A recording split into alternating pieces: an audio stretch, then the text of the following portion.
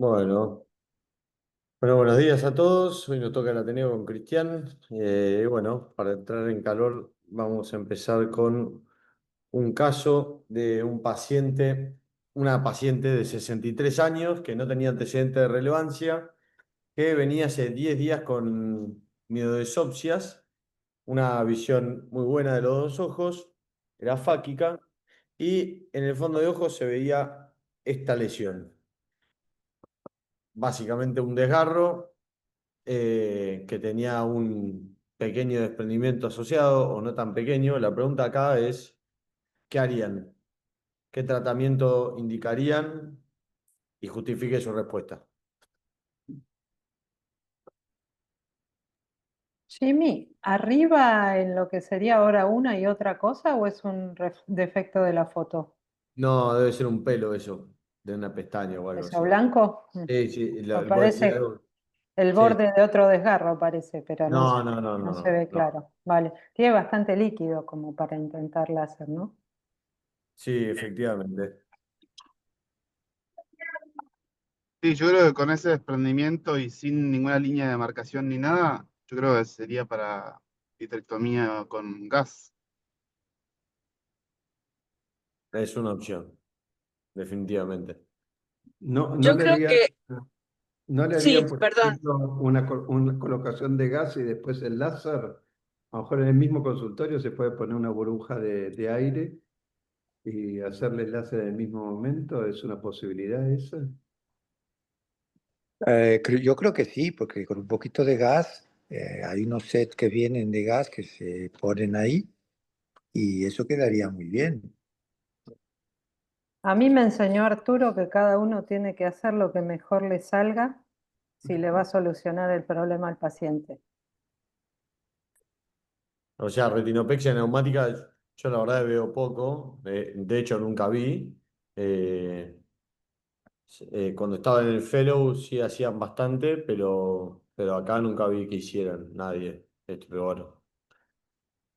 Bueno, Es muy fácil, no tiene ninguna complejidad. De todos bueno. modos, a ver, está ecuatorial el borde del desgarro y lo peor que puede pasar con el láser es que no alcance y haya que hacer otra cosa. Pero qué sé yo, por ahí hacerle, la tengo ahí en el consultorio al lado, le hago 2 o 3 líneas de láser mientras voy pensando que sigo, pero por ahí ayuda. Está bien. Bueno, He tenido pacientes que se han quedado con eso, perdón. sí, Viviana, perdón, ¿hay pacientes que qué? Que ha alcanzado eso, que se han quedado con eso.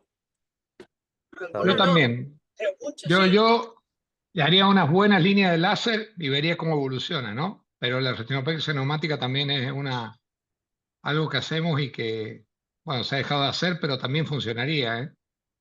Es un solo desgarro arriba. A mí me gusta antes de meterme. La pregunta con la retinopexia es, ¿no le generas mucho movimiento de vitrio? O sea, tiene todo el vitrio, le metes aire y ese vitrio tironea por ahí más, ¿o no? No, aire no, gas. Bueno, Se quiso, bueno, se aire o entendió. gas es lo mismo, digamos. O sea, lo que le metas ahí al vitrio, le vas a generar un aumento en la presión en la cavidad vitrea y además le vas a mover todo el vitrio que lo tiene todavía ahí. Sí, bueno, no, tanto fisiológicamente no. Le pone una burbuja de gas y ahí nomás yo agarro el obi y le disparás con el obi y queda aplicado y le metés láser todo alrededor. No, no sé. Nosotros no hemos tenido grandes desgarros, como dicen en otras zonas de desgarro. Tampoco hacemos mucho, hace mucho que no lo hacemos, pero eh, yo creo que no es tan difícil. Y si no, te metes a hacer la vitrectomía, es un paso antes. Hombre, el gas lo plancha bastante y puedes hacer el láser. Mientras está planchado, la retina coge el láser.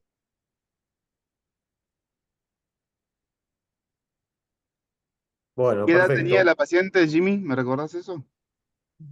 63. ¿Y fáquica o pseudofáquica? Fáquica. Bueno, yo creo que ahí te escabas un factor más, ya que le vas a meter gas, sea con retinopexia neumática, para aprovechar y hacer la facovitrectomía en el mismo momento, capaz. Está teniendo más bien. de 60. Hay que ver Está si tiene bien. cataratas o no, ¿no? También, pero bueno, teniendo más de 60 no es una mala indicación. No, 10 décimas de visión de los dos ojos. Bueno, cuestión que nosotros con este. Era paciente mía y de Cristian, más de Cristian que mía, pero bueno, decidimos hacer un láser, como opinaba Pablo. Por ahora seguía aplicado, pero creo que fue en el segundo control que le hice, algunos de los spots estaban un poquito levantados, me refiero a la primera línea de spots, estaba apenas levantado. Pero bueno, con el láser y un poquito de reposo, eh, alcanzó a por ahora mantenerse estable el desprendimiento contenido por el barraje. Así que bueno, veremos cómo evoluciona. Yo apenas la vi, pensé directamente hacerle también una faco y una vitrectomía, pero bueno, Cristian insistió y me parece bien en hacer un primer paso que puede ser el láser y ahí lo manejamos. Así que bueno.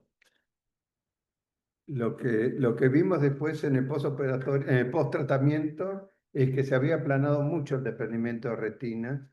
Entonces le digo a Jaime, quizás sería bueno tratar un poquito más con láser, más cerca del desgarro, y creo que de esa manera se lograría aplacar totalmente este desprendimiento. Es una opción, pero realmente respondió bien. Ahora, si sigue con ese desprendimiento original, creo que en algún momento va a traspasar el barraje y ahí sí vamos a tener que hacerle algo más. Bueno. Bueno, y el segundo caso es un caso de un paciente de 83 años que ya había atendido hace como un año y volvió a la consulta con un poco menos de visión, un paciente hipermétrope, bueno, nada, fuera de lo común, y tenía una MAPDOT, una catarata un poco más avanzada en el ojo izquierdo. El fondo de ojo era normal, tenía un OCT normal, así que bueno, decidí operarlo de catarata. Acá le muestro una foto más o menos de lo que era la córnea, no sé si se alcanza a ver bien, pero bueno, tenía una distrofia bastante marcada, sin ser una cosa muy, muy importante, pero bueno, la distrofia estaba al fin, Ah, ahí tiene map, dot y fingerprint. Las tres cosas. todo, Así que es remarcada. completito. Cuestión que el paciente lo operó, la cirugía transcurrió sin ninguna complicación y en el primer día posoperatorio del ojo izquierdo el paciente estaba muy bien y a los 5 días que vino al control me dijo, a partir de la tarde o del segundo día, se me nubló la visión. Entonces, bueno, lo miro en la lámpara y aparece todas las lesiones que tenía por la distrofia de la membrana basal, un poco más engrosadas, un poco más opacas, y se veía, acá lo puse con fluoresceína, así se ve un poco más, una lengüeta que viene desde el lado, en este caso nasal, del ojo izquierdo. Yo hice la incisión bien en el eje de 180 para trabajar un poco el astigmatismo y tenía una lengüeta así como que en B corta que llegaba al eje de la visión. No sé si a alguien se le ocurre que puede llegar a ser esto o si piensa en algo más allá de la map dot. ¿No O sea, tenías un desprendimiento de ese a nivel de la incisión? no tenía desprendimiento de DSM. No sé si estas distrofias tienen una predisposición a alterar mucho el epitelio, porque aparentemente parecería eso, ¿no es cierto? Bueno, efectivamente tiene algunas alteraciones. Igual, no sé quién dijo lo de la DSMET y está perfecto. Y a veces, sobre todo si está del lado temporal, no es tan fácil de ver como si estuviera superior, porque a veces el corte con la lámpara no te lo permite. Y a veces pasa que no lo ves, porque tiene edema, y si no haces un buen corte y te pones, digamos, a ir a buscarlo, no lo ves, y por ahí sí lo ves con un OCT. Así que no me parece mal hacer una pasadita con OCT si tiene mucho edema y no ves bien atrás. Mira, yo he tenido un caso similar que yo creo que eran por las gotas de la fenilefrina. Hay algunos pacientes que le caen muy mal las gotas de fenilefrina y provoca una imagen similar y hasta ulcerita. Luego se cura, pero es un paciente que habitualmente vuelve a ser úlcera y la fenilefrina es una cosa que tóxico para el epitelio. Perfecto. Bueno, este paciente en el postoperatorio evolucionó primero con una hipermetropía bastante marcada en los dos ojos. El cilindro se mantuvo bastante estable, pero volvió a mejorar la visión, todavía sigue sin ser la mejor, sobre todo en el ojo izquierdo, que es el ojo que tenía esta lesión en B. Y además de la hipermetropía, en los dos ojos tenía marcado el aumento de la opacidad de las lesiones epiteliales, quise decir con lesiones corneales, de la MAPDOT. Y en el ojo izquierdo apareció esta lesión en B corta que venía desde el limbo, desde donde estaba la incisión, y además de presentar las lesiones corneales por el edema. Entonces, eh, acá me puse a pensar si efectivamente esto era simplemente algo de edema corneal posfaco, edema estromal, digamos, asociado a la MAPDOT, o si podría llegar a ser algo más. Entonces ahí le pregunté a Pato y ahí fue cuando pensé, hice algo mal, hice algo distinto, podría haber hecho algo distinto con el diagnóstico de la MAPDOT antes de la cirugía. No sé si a alguien le pasó que tuvo algún tipo de evolución tórpida del epitelio, en algún caso de MAPDOT, o si toma alguna medida como precaución antes de esa cirugía.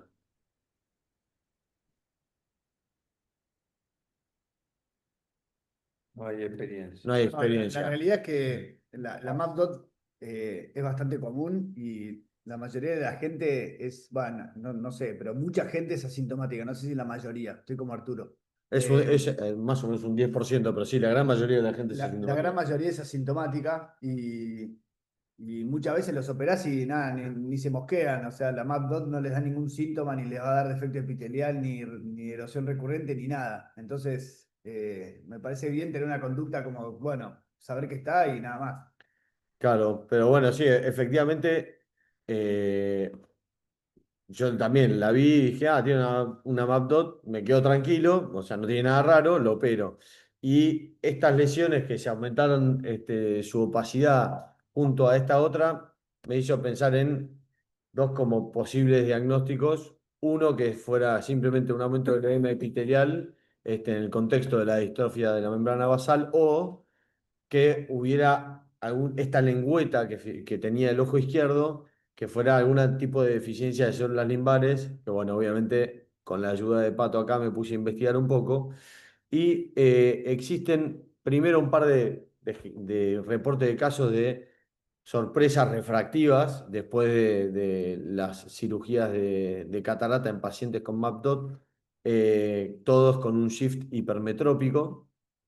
Después, bueno, me puse a investigar un poco el manejo de la stem cell, de la deficiencia de las células limbares, de la deficiencia de células limbares, y Pato me pasó un libro de distrofias corneales en donde cita un artículo de Daversa, en donde muestra las distintas patologías que pueden haber de deficiencia de células stem cells, que la gran mayoría es o por lente de contacto, como describe Barraquer, o por una epiteliopatía progresiva en ondas, o en vórtice, que tiene esta forma de B corta. La queratopatía por lente de contacto, obviamente, obviamente no, pero siempre está asociada a hiperemias en la zona del limbo o a panus, siempre son superiores, por supuesto, y a diferencia de las de la epiteliopatía en ondas, que suele tener una forma como más parecida a la que tenía la mía, puede ser superior, pero también puede estar generada a partir de cirugías o a partir de trastornos dermatológicos o incluso por atopía, por algún tipo de gota que se use. Pero bueno, sobre todo la imagen del medio a mí me hizo acordar un poco más a la alteración de la MapDot sumado a esta alteración en vórtice que tenía mi paciente. Es muy difícil, la verdad, de distinguir si esto fue una MapDot, si esto fue algo parecido a esto. Pero bueno, por lo menos me dio el tiempo para investigar y mirar un poco más en la MapDot y tenerlo como un posible diagnóstico diferencial. Lo que sí me dejó un poco más tranquilo es que hubo un artículo de 25 pacientes, en el cual 50 pacientes, 25% eran controles, perdón, y 25 eran pacientes con MAPDOT, a los cuales a todos les fue bastante mal en el postoperatorio. Y entonces decía que a todos la visión había sido peor, los parámetros de aberrometría habían sido peor, todo había estado mal en estos pacientes pobres, les fue bastante como la mona. Pero bueno, me quedé tranquilo de que no solo a mí me pasó esto de que una MAPDOT te puede llegar a afectar mucho el postoperatorio, afectar mucho la visión en el postoperatorio, tener algún shift hipermetrópico. Y entonces, frente a estos escenarios, hay un montón de posibles tratamientos. Hay gente que hace PRKs, que es un montón, ¿no? Pero hay gente que hace PRKs preoperatorias, hay gente que hace debridamientos y recubrimientos con membranas amnióticas en el preoperatorio. Obviamente en pacientes que son sintomáticos, no en una MAPDOT así nomás, pero en pacientes sintomáticos, perdón, que tienen alteraciones de la superficie ocular, que usan lubricantes, todos esos pacientes que ya vienen con algún tipo de sintomatología por la distrofia suelen ser tratados de varias formas. Lo mejor es dar primero lubricación y muro, quizá, y después existe el resto de las alternativas que, bueno, no viene al caso, pero bueno, las dejo acá como para nombrarlas. Em, ¿Qué es bueno, muro? ¿Qué es muro? muro es solución salina, Cloruro de hipertónica. sodio. Claro. Ah, Así que bueno, eso. Ese era el caso que quería presentarles.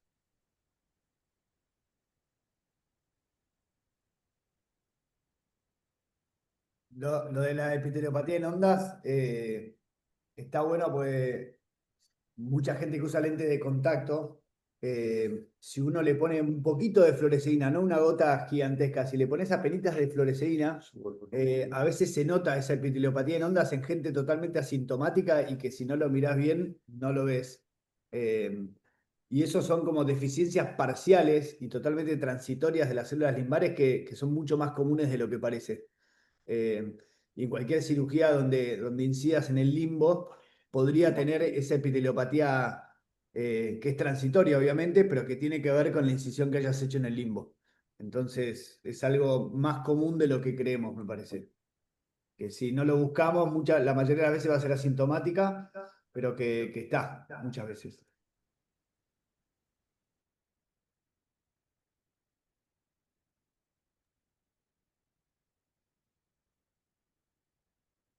Bueno, sobre este caso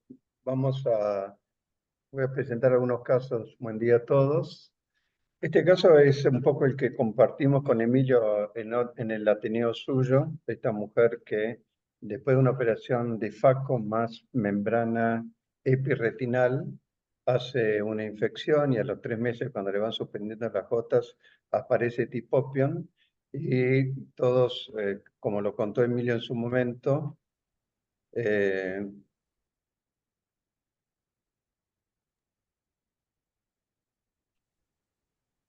como contó Emilio en su momento, todos fueron operados, a todos les hicimos una vitrectomía y el diagnóstico final fue de esta cándida Guillermondi, una cosa rarísima, pero bueno. Este caso también fue tratado con antibióticos antimicóticos intraoperatorios. En el postoperatorio le dimos fluconazol, pero después nos avisaron que era resistente al fluconazol, así le sacamos. Pero un poco lo que traía a colación este caso, porque en realidad se curó de su infección, es esto que ustedes ven acá en la diapositiva, que es la colocación de la lente multifocal. Es algo que yo nunca hago en un paciente con una membrana epirretinal, una membrana que yo le voy a tener que quitar porque está produciendo una deformación. Creo que colocar una lente multifocal es complicarle la vida a la visión posterior que va a tener este paciente. Estos aros que tienen las lentes multifocales, como se ve en la fotografía, son sumamente distorsionantes de la visión en una persona que tiene una maculopatía. Inclusive yo también pienso que si a una persona yo le coloco una multifocal y con el tiempo, con los años, me va a hacer una maculopatía, también me va a producir un defecto visual muchísimo mayor que si tuviera una lente monofocal. Así que bueno, un poco lo que traía a colación era eso, si la audiencia que me está oyendo piensa lo mismo, si tiene experiencia, pero yo he tenido muchísimas personas que tenían implantadas una lente multifocal de muchos años atrás, hacen una maculopatía, y una maculopatía que a veces es una maculopatía seca, ni siquiera es una maculopatía exudativa, y se quejan muchísimo de la visión, que no pueden leer, no pueden ver de lejos, no pueden ver de media distancia, y yo creo que está relacionado un poco con el tipo de lente que tiene colocada en el ojo. Por tanto, si vamos a sacar una membrana neovascular, a mi criterio no deberíamos colocar nunca una multifocal, y si la persona que vamos a operar tiene drusen o tiene algún signo ya de maculopatía, creo que optaría por una lente gradual o una lente monofocal, que es lo que mejor visión le va a dar en un futuro a esta persona. Yo no sé si tienen experiencia, si alguien quiere acotar algo con respecto a esto que estoy hablando. El tema de esto es que muchas veces todos estos pacientes operan medio jóvenes, entonces Claro. 50 años, por ahí. Entonces es muy difícil saber si ese va a ser con 65, va a ser maculopatía. Entonces, salvo que tenga un antecedente fuerte o ya le vean drúseas, pues a veces, pero la verdad que es difícil pronosticar a una paciente joven que se opera para sacarse los anteojos si va a ser una maculopatía en el futuro. Ahora, también hay gente que está operando, o sea, cirujanos que operan con druses y le ponen multifocales, eso también existe. Sí. Y Bueno, eso muy sin bien. hablar además, perdón, de los pacientes que por ahí, o sea, yo no jamás pongo un multifocal si no tengo un ojo que por lo demás es perfectamente sano y que el paciente tenga además catarata. Si no tiene catarata, no lo opero. Pero me ha pasado en un paciente que le puse un multifocal y estaba fenómeno y después hizo un agujero macular. Y nada, hay que operarlo y se cerró el agujero y sí, nunca volvió a aprovechar su lente como lo tenía antes, pero por ahí cosas pasan, por más bonito que esté el ojo cuando uno le pone esa lente. Sí, pero seguramente si hubiese tenido una monofocal estaría con una mejor visión, ¿no? Exactamente, sí, absolutamente. Ah, Pero la gente te pide muchas veces eso. Yo reviso mucho el ojo antes de decirle, bueno, sí, pero muchas veces si vos decís, no, mire, le voy a poner una monofocal, no quieren eso. ok, muy bien. Yo coincido con Cristian. Yo creo que eh, alteran la visión cuando tenemos una multifocal. No vamos a ver qué va a pasar en el futuro, pero sí es cierto que estamos viendo gente con alteraciones maculares, que uno sabe que va a tener alteraciones maculares en el futuro, y le ponen multifocales, sí. Sí, coincido con vos, Cristian. Bien, muy bien. Bueno, vamos a este segundo caso, el caso de Mónica, que tiene 63 años. Yo la conozco hace muchos años, desde el año 2011. Ella relata en toda su historia que a los 21 años sufre una encefalitis con pérdida de su visión en el ojo derecho, y le queda una visión muy pobre en el ojo izquierdo. Hizo múltiples consultas, inclusive en Estados Unidos, pero nunca se llegó a un diagnóstico, pero sí se vio que había una alteración grande y que no era digamos, exclusivamente del ojo, sino que había sido como consecuencia de este trastorno encefálico que tuvo. Ojo derecho amaurosis, en ese ojo desarrolla una catarata con el tiempo, y en agosto de este año viene muy angustiada porque le hacen a través de una resonancia magnética un diagnóstico posible de melanoma en ese ojo ciego. ¡Wow! Imagínense la angustia de esta persona, y ahí se ve en el fondo del ojo ¿eh? El pseudomelanoma, por lo menos. El problema es que le hayan, a través de un estudio tan poco lógico, le hayan puesto en la cabeza que podía llegar a tener un melanoma coroideo.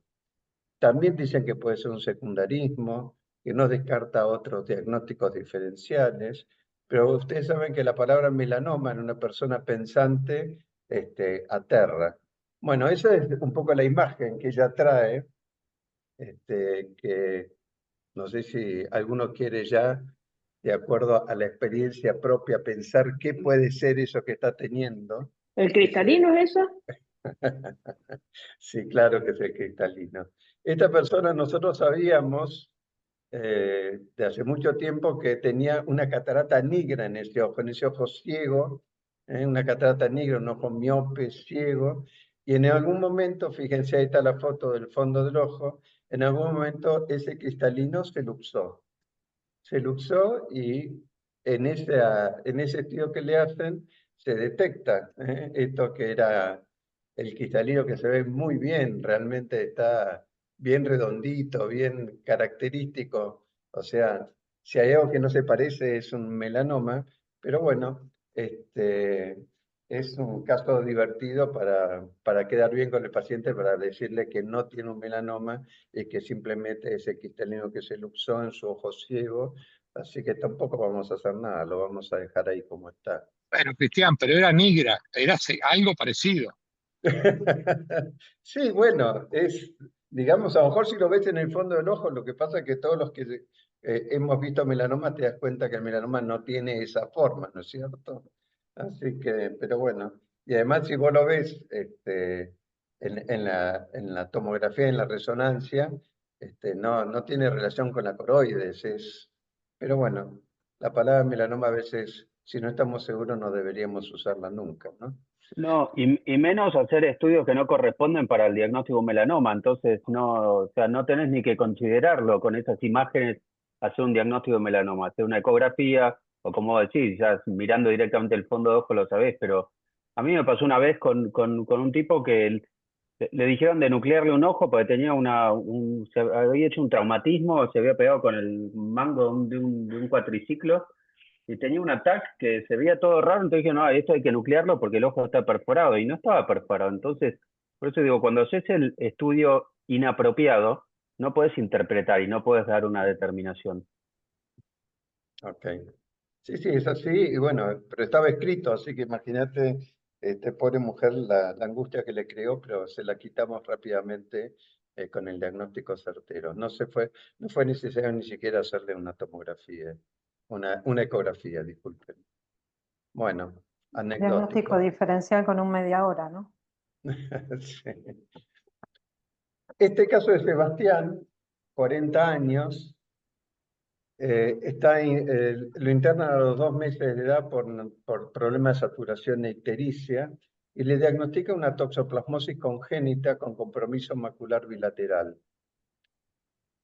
Voy a presentar 2 casos que son similares. A los 2 casos les dicen a sus padres que va a ser prácticamente ciego, que va a tener muy mala visión. Todos sabemos que cuando la madre sufre una toxo en el embarazo, si esto ocurre durante los primeros 3 meses, generalmente se produce un aborto, pero si esto ocurre más adelante en el embarazo, generalmente pueden tener complicaciones si esto se transmite al feto, oculares en un 76%, neurológicas, intracraneales, hidrocefalia, pueden aparecer un montón de cosas como consecuencia de ello.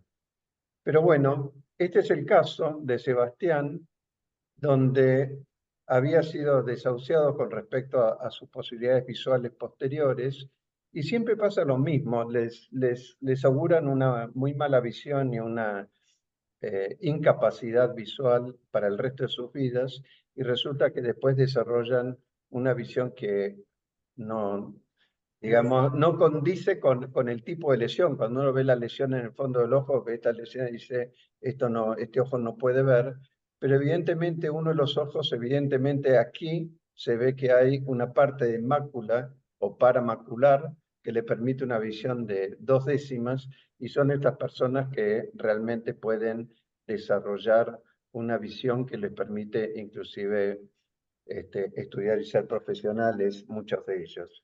¿Por qué ocurre esto? Bueno, es porque el desarrollo de la arteria fetal termina justo en la mácula, y por eso el impacto generalmente en toxoplasmosis congénitas ocurre a nivel macular. El segundo caso, que es el que quería también contarles, era de Santiago, también de 40 años. Él además fue prematuro, pero sin complicaciones, nació con 2 kilos sin complicaciones, y le dicen que tenía una posible toxocongénita. A los 11 años tiene una infección en sus ojos, nadie sabe por qué, seguramente haya sido una reactivación. No sé, Emilio, si es factible tener una reactivación de toxo tardía después de una toxocongénita. Eso yo no lo conozco, no sé cómo es exactamente, pero le dan un tratamiento con antibióticos y supuestamente se curó. Pero el compromiso que tiene en sus ojos es muy grande, tiene un nistagmus, unas cataratas, digamos, patológicas también asociadas a la misma enfermedad. Y lo que es notable de este caso, y un poco le pedí a Laura que nos describiera también el electroretinograma que le pedí, porque yo no sabía que además de todas las malarias podía tener una retinosis pigmentaria. Y vamos a ver lo que son las fotos. Bueno, como verán, tiene una catarata importante. Fíjense cómo se refleja esa catarata en el fondo del ojo, donde se ve el nervio óptico, se ve la lesión macular, y tiene una lesión periférica también, que yo creo que a lo mejor fue eso, Emilio, lo que hizo que a los 11 años tuviera un proceso inflamatorio que lo trataban con antibióticos, pero fíjense lo que es la catarata, es impresionante, ¿no? Sí, cualquier Bueno, congénita puede reactivarse en cualquier momento de la vida, así que sí, es posible que haya sido eso. Porque además que se haya ven sido eso. Ok, cicatrices en distintos estadios, así que puede haberse reactivado ahí. ok.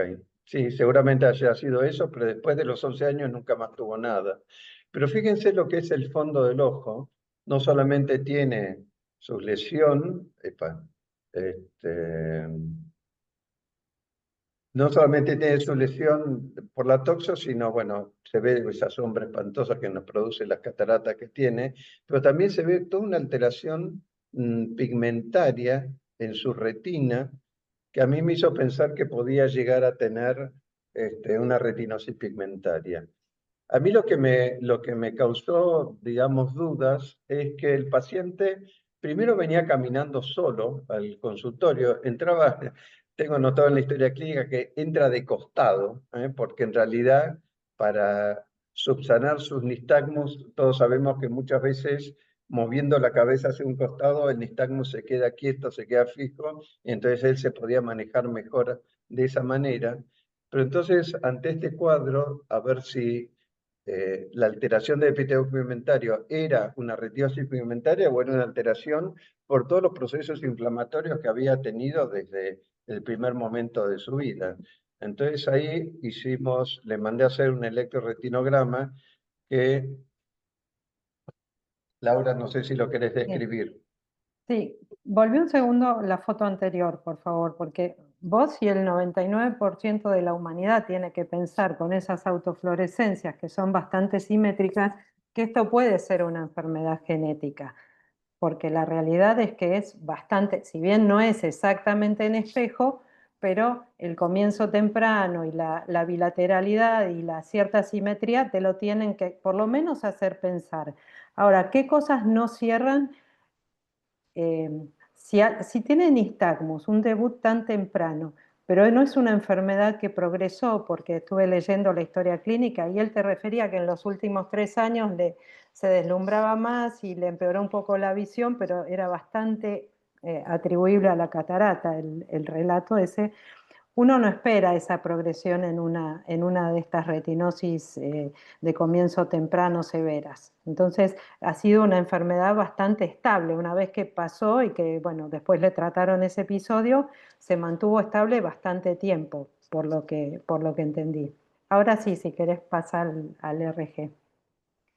Y en el electroretinograma, acuérdense siempre que la primera medición, que está arriba y a la izquierda, dice adaptado a la oscuridad y con una intensidad de luz muy bajita.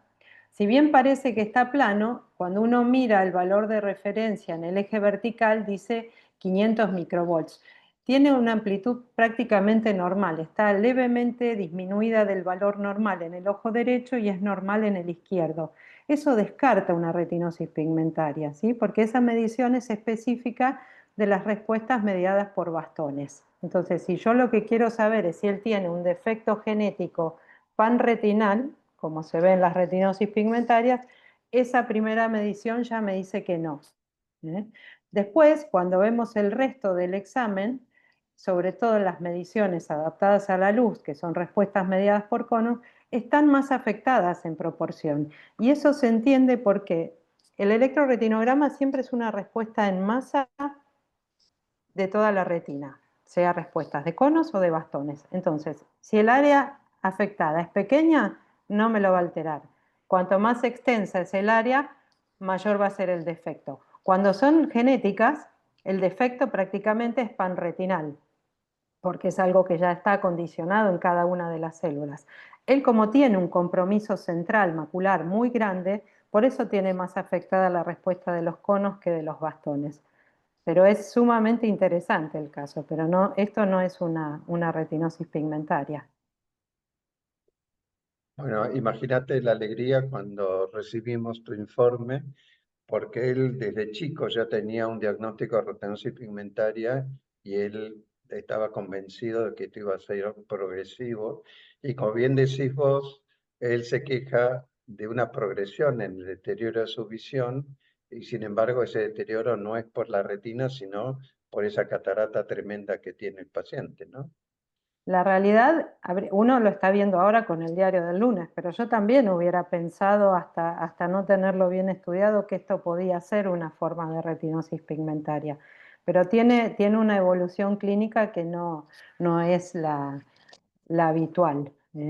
Y Y quizás, bueno, y ahí cuando le sí. operes la catarata vas a poder ver también, digamos, cuánto de su visión habitual él recupera, porque creo que es lo que le viene molestando en los últimos años, por lo que vi en la historia clínica. Así es, y lo más increíble es que él nunca tuvo nictalopía, porque uno se piensa que podría ser una retinosis pigmentaria, lo primero que pensás es decir, bueno, evidentemente de noche no puede andar. Es Él que con no, esa respuesta de bastones no va a tener nictalopia. Tiene que estar bastante más afectada. Tenemos pacientes que tienen 1/3 del valor normal y de respuestas de bastones y así todo no producen la proteína suficiente cuando no son retinosis genéticas, ¿no? Por supuesto, y no tienen nictalopia. bueno, muy bueno. Bueno, Es lindo este caso. paciente con esta visión es administrador de un hospital. El tipo estudió, el estudio de administración, administra un hospital, agranda las letras en el teléfono, como hacen habitualmente estos pacientes, y utiliza la lupa que hay dentro de la computadora para poder leer, digamos, todos los informes que llegan y los que él tiene que resolver en su fase administrativa. Así que, como verán, eh, es, nuevamente es un paciente que uno eh, piensa que va a ser ciego. A él también le dijeron de chico, cuando tuvo este proceso, de que iba a ser, digamos, que le iba a faltar la visión en forma muy marcada, y sin embargo pudo hacer una carrera universitaria y trabaja muy bien.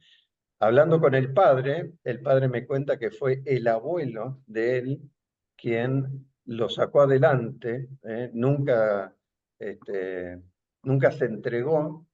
Este paciente fue visto por papá cuando era chiquito. No hay un registro de esa porque pasaron muchos años, tiene 40 años ahora, pero bueno, ahora sí, esta catarata seguramente la operemos pronto y eso le va a mejorar mucho su visión.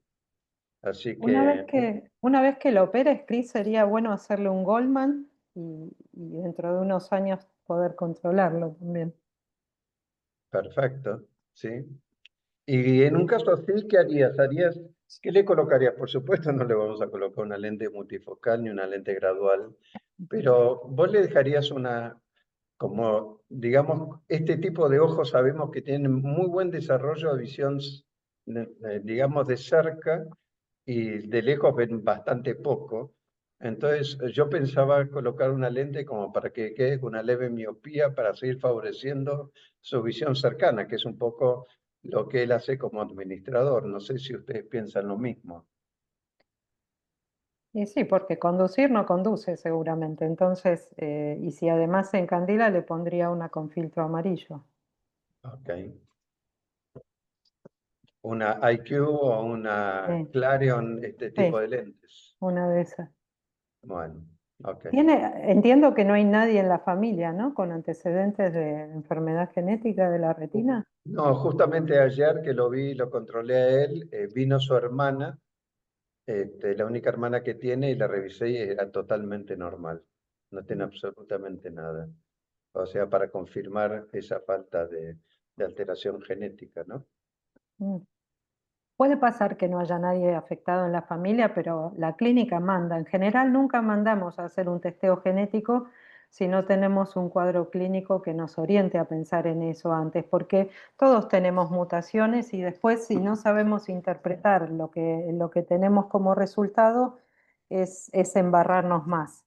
Y la realidad es que él no tiene un electroretinograma hoy de retinosis pigmentaria. Bueno, muy bien. Creo que se iba de viaje y seguramente el mes que viene le operé la catarata ya de un ojo. Este caso es el caso Nail, 84 años, fue operada de cataratas hace unos años, con buena evolución en su ojo izquierdo, pero su ojo derecho hace un desprendimiento de retina. La retina queda aplicada, como se ve ahí, con una cirugía, con una vitrectomía. Pero en noviembre del año pasado, de hace 2 años, hace una disminución brusca de la visión en ese ojo y le diagnostican una trombosis. Se ve que hay como una irregularidad en los vasos, hay hemorragias chiquitas, está la cicatriz de cuando donde tuvo su desgarro retinal y su desprendimiento de retina, pero parece secundariamente algo que no tiene nada que ver con lo que había tenido, pero sí, un poco relacionado con los años, hace una trombosis en ese ojo. Entonces, la visión está comprometida, ve una décima solamente. Le hicieron 3 tratamientos con antiangiogénicos, también le pusieron unos Surdex, pero la visión no mejora. Y entonces me viene y me consulta a ver, yo no la había visto, le había operado el desprendimiento de retina en aquel entonces, pero después nunca más la vi. Hace este proceso, le hacen todo el tratamiento, pero en un momento viene y me dice, vale la pena hacer algo más, porque le quieren seguir haciendo antiangiogénicos, aunque su visión nunca mejoró de una décima. Entonces le pido una RFG. Yo creo que sigue siendo una muy buena costumbre pedir ese RFG porque muchas veces uno se encuentra, independientemente de lo que ve con el OCT, que con el OCT siempre van a encontrar un edema, pero la RFG a veces nos aporta cosas que son mucho más interesantes, y yo no sé si quieren describir un poco lo que se ve. Esta es la neritra, la lesión anterior. Se ve que hay hemorragias en la retina, pero a medida que pasan los tiempos de la angiografía, nos vamos dando cuenta que existe algo a nivel macular que me gustaría, si alguien lo quiere describir, que es esto de acá. ¿No?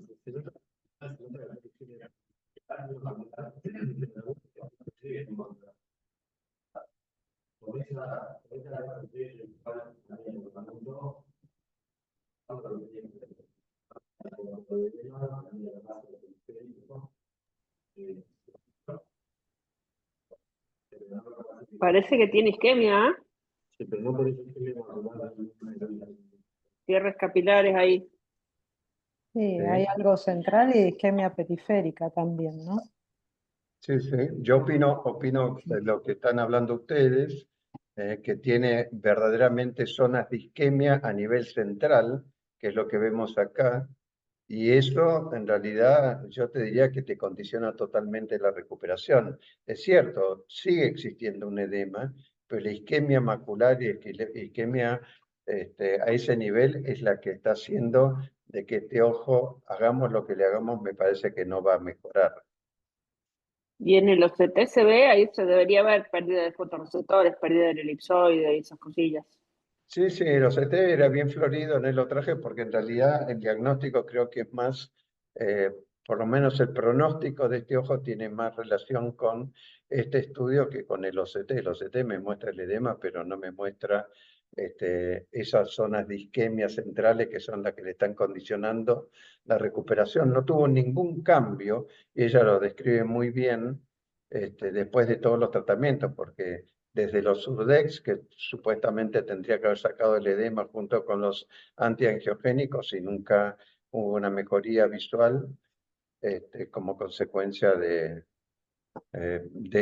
esta zona de isquemia central. Una vez Entonces, lo escuché a Ricardo decirle a una paciente, mire señora, lamentablemente destapa cañería, para eso yo no tengo. bueno, contrariamente a lo que dice Jimmy, yo le dije, no vale la pena hacer nada más. Si ya tiene zonas de isquemia, zonas, digamos, en el área macular, es muy difícil que aunque vos le hagas un láser periférico, te vaya a mejorar la agudeza visual. No, pero pensando en que no haga neovasos. Eso es lo que estaba por decir. Ah, Terminar con un glaucoma neovascular es un poco molesto.